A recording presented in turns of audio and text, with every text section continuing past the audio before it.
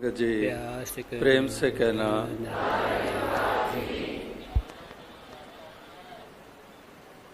सत्संगत जगह जगह पर श्रद्धा भक्ति भावना देखने को मिल रही है।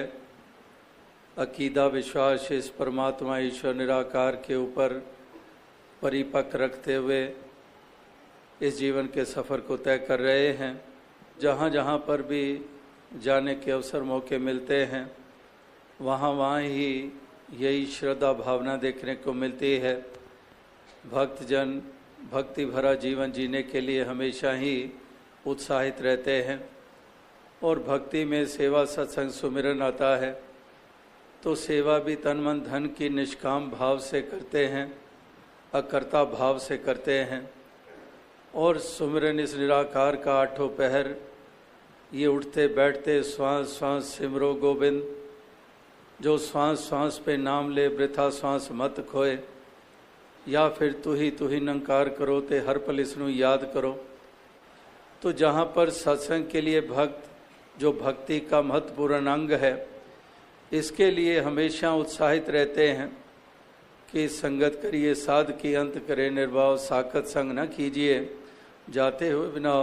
तो संगत साधु की करने को ये महत्वपूर्ण मानते हैं। साकत का संग हमेशा संसार के लिए गिरावट का कारण बना है। जो साकत प्रवृत्ति है उसने आज तक डुबोया ही डुबोया है, लेकिन संत प्रवृत्ति जो होती है इसने उभारा ही उभारा है। तो इसलिए संगत करिए साध की कि संतों का संग, महापुरुषों का संग, ये वास्तविकता में हमारा पार उतारा करता है, हमारे जीवन के म्यार को ऊंचा करता है। तो सत्संग जहाँ भी सत्य का संग होता है वहाँ वहाँ ही एक स्वर्गमय वातावरण बनता है। वहाँ पर हमारे मन को शुद्धता प्राप्त होती है, वहाँ पर प्रेरणादायक वचन श्रवण करने को मिलते हैं। जैसे गीत कविता व्याख्यान के रूप में अपनी भावों को अभिव्यक्ति दी जाती है, तो सब अपनी अपनी भाषा में एक भाव जो रखते हैं वो एक सरीका ही हुआ करते हैं और वो इसी भाव से युक्त होकर औरों को भी प्रेरित करते हैं कि हमने सत्य का संग किए रखना है, हमने इससे नाता तोड़ना नहीं है। इसीलिए विसरना ही दातार अपना नाम दे कि दातार तुझे विसारे नहीं, तुझे भुलाए नहीं, तेरा एहसास बना रहे। तो आठों पहर एहसास कैसे बना रहे? अक्सर इंसान कहते हैं काम काज भी करने हैं, घर के काम करने हैं, नौकरी चाकरी भी करनी है, बिजनेस भी करना है, अनेकों जिम्मेदारियां निभानी है, तो इससे नाता कैसे जुड़ा रह सकता है?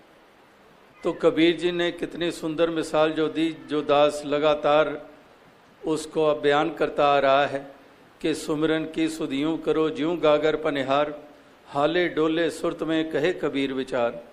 कि एक बहनें गागर सर पे रखकर जो जाती हैं, घर से चलती हैं और कुएं तक पहुंचती हैं और कुएं से पानी भर लेती हैं, उस गागर को भर लेती हैं और फिर सर पे उठा लेती हैं। कई तो एक से ज़्यादा गागर भी, एक के ऊपर दूसरी, दूसरे के ऊपर तीसरी भी उठा लेती हैं। तो वो गागर भर लेती हैं और गागर भर के तो क्या वो बैठ जाती हैं वहीं कुएं के किनारे के ऊपर?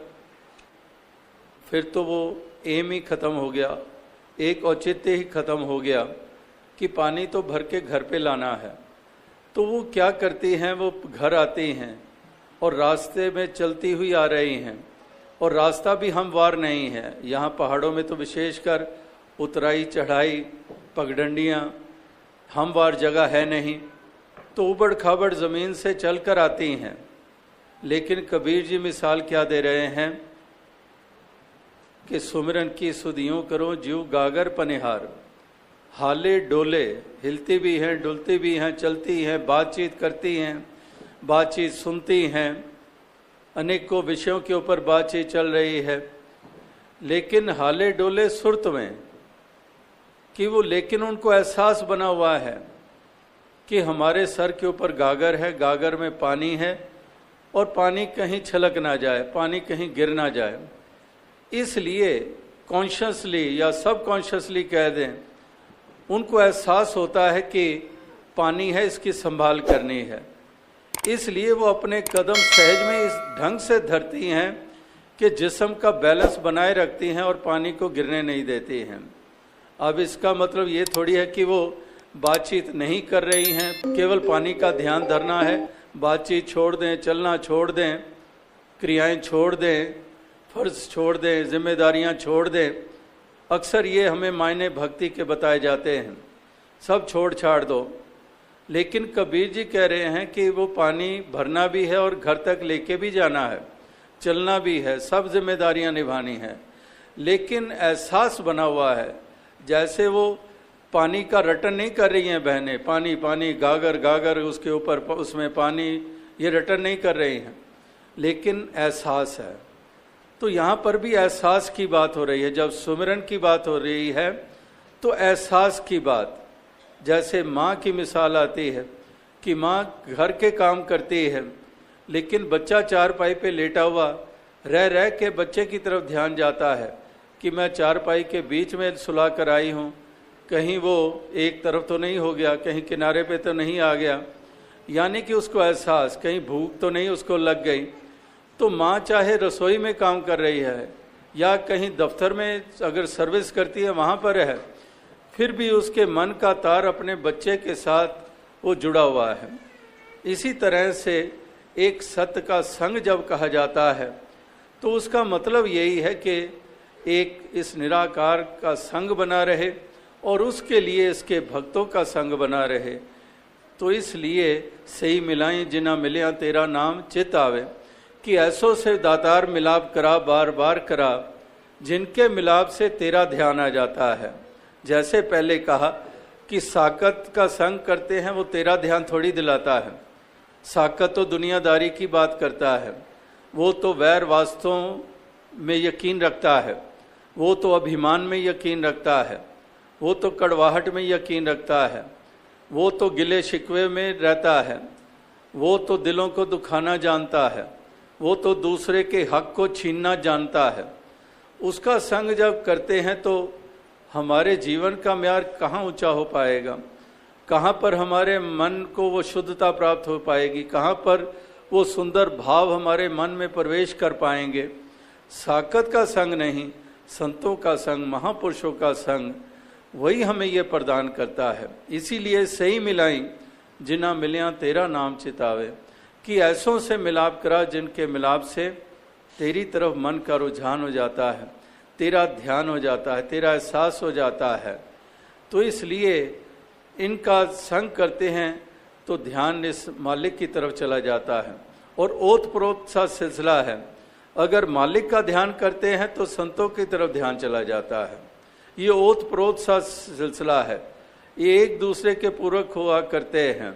जैसे दास अक्सर कहता है कि अगर कोई जिक्र करे कि ये डॉक्टर साहब हैं, कोई इंट्रोड्यूस करता है कि ये डॉक्टर साहब हैं, तो डॉक्टर शब्द सुनते ही एकदम से ध्यान चला जाता है बीमारियों की तरफ। मेरे पेट में दर्द, मेरी बहन के दर्द, मेरे फलां उसके दर्द, तो डॉक्टर का नाम सुनते ही ध्यान हमारा उस तरफ चला जाता है, उपचार की तरफ चला जाता है कि रोग है और इसका उपचार। अगर कहते हैं ये क्रिकेटर है, ये खिलाड़ी है, क्रिकेटर शब्द सुनते ही हमें वो बैट, वो बॉल, वो विकेट्स, वो सब कुछ, वो स्टेडियम आंखों के सामने घूमने लग पड़ता है। इसी तरह से जहाँ पर केवल जिक्र हुआ कि ये डॉक्टर साहब हैं, ये खिलाड़ी हैं, और हमारा ध्यान उससे रिलेटेड जो फील्ड है उसकी तरफ ध्यान चला जाता है।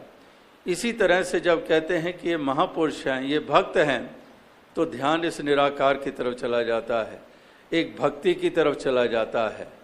तो इस प्रकार से संतों का संग, इस निराकार का सुमिरन और सेवा भी तन मन धन करके भक्त करते हैं, जो भक्ति के 3 अंग, महत्वपूर्ण अंग की सेवा में भी यकीन रखते हैं कि दातार ये सब कुछ तेरा ही दिया हुआ है, ये तन भी, ये धन भी, ये मन भी, ये सब तेरा ही दिया हुआ है।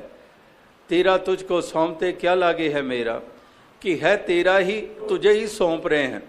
और तुझे सौंपने का मतलब कि ये मानते हुए कि ये तेरा है, और सौंप रहे हैं इसके बंदों की सेवा करके। क्योंकि नर सेवा नारायण पूजा, एक उनकी सेवा करके दातार निराकार ये मन में एहसास है कि देने वाला तू है, तूने दिया है, और इसको फिर परोपकार में लगाते चले जाते हैं, सेवा में लगाए जाते हैं, तन करके, मन करके, धन करके, हर प्रकार से इसका सदुपयोग होता है जब यह एहसास होता है। अगर यह एहसास नहीं होता है तो फिर वास्तविकता में इंसान सेवा तो क्या करेगा, वो तो छीनना जानता है। जैसे पहले दास ने कहा कि वो साकत प्रवृत्ति, वो मनमुखों वाली प्रवृत्ति जो दुनियादारी में ही केवल खचित रहते हैं, वो सेवा क्या करेंगे, वो तो छीनना जानते हैं, वो तो छीनना जानते हैं, लूटना जानते हैं, चतुराई से, छल कपट से अपने घर भरना जानते हैं। तो उनकी तो ये प्रवृत्ति होती है, सेवा क्या करेंगे। लेकिन महापुरुष कहते हैं कि तन पवित्र सेवा किए, धन पवित्र दिए दान, मन पवित्र हरि भजन से इस विधि हो कल्याण। कि ये तन मन धन तीनों को पवित्रता मिल जाती है अगर ये परमार्थ में लगते हैं। अगर परमार्थ से बिल्कुल नाता नहीं है और केवल अपनी लालसाओं की पूर्ति के लिए लग रहा है, केवल अपनी खुदगर्जियों के लिए लग रहा है, केवल शोषण के लिए लग रहा है, तो इनको कोई महत्ता नहीं रह जाती है। तन की, मन की, धन की कोई विशेषता नहीं है। फिर धन होते हुए भी कंगाल हो, महल होते हुए भी खंडर में रह रहे हो, विद्याएं पढ़ी हुई हैं लेकिन अनपढ़ से भी अनपढ़ हो, खूबसूरती है लेकिन बदसूरत हो, क्योंकि सीरत नहीं है, सीरत अच्छी नहीं है, वो भाव अच्छे नहीं हैं, वो खूबसूरतियाँ क्या करेंगी। इसी तरह से ये तन पवित्र सेवा किए, हाथों से हम सेवा करते हैं, पाँव से चलकर संगत जाना, कर से सेव कमाना है, हम अवतार वाणी में भी पढ़ते हैं कि इस तरह से ये तन को पवित्रता मिलती है। आँखों को पवित्रता मिलती है कि नैनन संत दरस नहीं देखा, लोचन मोर पंख कर लेखा, कि नैनों से दर्शन करते हैं, नैनों को पवित्रता मिलती है। चाहे लाख नज़ारे हों, आँखें देखें उनको, लेकिन कहते हैं कि आँखों की महत्ता, अगर वो नैनन संत दरस नहीं देखा, अगर सज्जनों संतों के दर्शन नहीं करती आँखें, तो आँखें ऐसी हैं जैसे मोर के पंख के ऊपर आकृतियाँ बनी होती हैं, वैसे ही वो आँखें हैं, आँखें होते हुए भी वो आँखें नहीं हैं। इसी प्रकार से जो सिर साईं ना निवेश सो सिर कीजिए काय, कुन्ने हेठ जलाइए बालन संदेह थाए। कि ये सर की भी कीमत तभी है अगर ये श्रद्धा से झुकना जानता है। जो सिर साईं ना निवे सो सिर कीजिए काय, उस सर का क्या फायदा, कुन्ने हेठ जलाइए बालन संदेह थाए। वो तो एक ईंधन के काम आ जाए, वो तो बालन के काम आ जाए। तो इस तरह से रसना जपे ना नाम ता तिल तिल कर कटिए। इस जुबान की भी कीमत क्या है, जुबान की भी कीमत तभी है अगर ये हरि का यश कर रही है, मधुर वाणी का इस्तेमाल है, दिलों को सुकून दे रही है, तब तो इस वाणी का महत्व है, वरना इस जुबान का भी कोई महत्व नहीं है। तो इस तरह से तन की पवित्रता, तन की महत्ता भी इसीलिए है। अगर तन में ताकत है तो दूसरों को गिराया दिया तो इसमें कोई महत्ता नहीं है। तन की ताकत है तो डूबते हुए को बचाना। दास अक्सर कहते हैं कि ये बड़े हौसले वाला है। अब एक वो भी हौसले वाले हैं जो दिन दिहाड़े डकैती डालते हैं, बिजी ट्रैफिक होते हुए भी वहाँ कत्ल कर देते हैं। हौसला है तभी तो कर गुजरते हैं। लेकिन दूसरी तरफ वो हौसले जो हमारे जवान, हमारे आर्मी के, हमारे फोर्सेस के, या फिर कोई साधारण कोई गृहस्थी है, वो भी सड़क से गुजर रहा है, किसी अबला के ऊपर जुल्म देख रहा है, कोई ज्यादती देख रहा है, उसके बचाव के लिए आगे आ जाता है, वो हौसला भी है। तो दोनों हौसलों में देखें किसकी महत्ता है। उस हौसले की महत्ता है जो नेकी पे लग रही है, जो दूसरे के कल्याण में लग रही है, जो देश प्रेम के तहत लग रही है, वो हौसला मुबारक है। तो वो हौसले जो मासूमों की जानें लिए चले जा रहे हैं, गर्दन कलम करते चले जा रहे हैं, मज़हब का नाम लेकर, धर्म का नाम लेकर, ये कौन से हौसले हैं। तो इस तरह से महापुरुष संत जन हमेशा वो पहलू ही हमारे सामने उजागर करते हैं जिनको हमने अपनाना है, जिसको हमने जीना है, और इस प्रकार से वो कदम उठाते हुए अपने इस जीवन के सफ़र को हमने सफल करना है, अपने जीवन के म्यार को हमने ऊंचा करना है। तो भक्ति के मार्ग पर जहाँ सेवा सत्संग सुमिरन की महत्ता, तो भक्त में गुण होते हैं प्यार वाले, निम्रता वाले, दास भावना वाले, हृदय की विशालता वाले, सहनशीलता वाले, सब्र संतोख वाले। ये एक भक्ति जिसको हम कहते हैं, भक्त जिसको कहते हैं, उसमें फिर ये गुणों की भी चर्चा होती है कि ये गुण होते हैं भक्तों में जो प्यार निम्रता में रहते हैं, जो प्यार करना जानते हैं, नफरत नहीं करते हैं, घृणा नहीं करते हैं, वैर नहीं करते हैं, ईर्ष्या नहीं करते हैं, जलन की भावना नहीं रखते हैं, वो प्रेम करना जानते हैं, प्यार की दौलत बांटते हैं। जैसे कहते हैं कि प्रेम प्रेम सब कोई कहे, प्रेम न जाने कोई, 8 पहर बहता रहे प्रेम कहाए सोए, कि 8 पहर बहता रहता है। पहाड़ों में भी आप जानते हैं कि झरने बहते चले जाते हैं, बरस के किसी महीने में चले जाओ, ऐसे झरने आपको देखने को मिलेंगे जो बहते ही चले जाते हैं। तो यहाँ पर भी यही कहा जा रहा है कि 8 पहर बहता रहे प्रेम कहाए सोए, कि ये प्रेम की गंगा बहाते चले जाते हैं, ये प्रेम की दौलत बांटते चले जाते हैं। कमी है तो आज प्यार की है, प्यार की कमी है। जहाँ देखो, घरों में देखो, घर में किसी से पूछो, घर के सदस्य हैं, मुझे प्यार नहीं मिल रहा घर में। समाज में चले जाओ, प्यार नहीं मिल रहा है। प्यार की कितनी कमी हो गई है। तो प्यार की कमी की पूर्ति के लिए आखिर कोई साधन भी तो हो। तो साधन फिर से सज्जन होते हैं, संत होते हैं, भक्त होते हैं, जो प्यार की ठंडी फुहार बनकर तपते हुए दिलों को शांत करते हैं, जो ठंडक प्रदान करते हैं। तो ये प्यार की दौलत है। इस प्यार की दौलत को बांटते चले जाते हैं, इसका भागीदार हर किसी को बनाते चले जाते हैं। इस तरह से ये प्रेम भाव से युक्त होते हैं। और love is God, God is love, ये बचपन से हम सुनते आ रहे हैं कि प्रभु की सबसे सुंदर अभिव्यक्ति वो प्यार के रूप में ही है।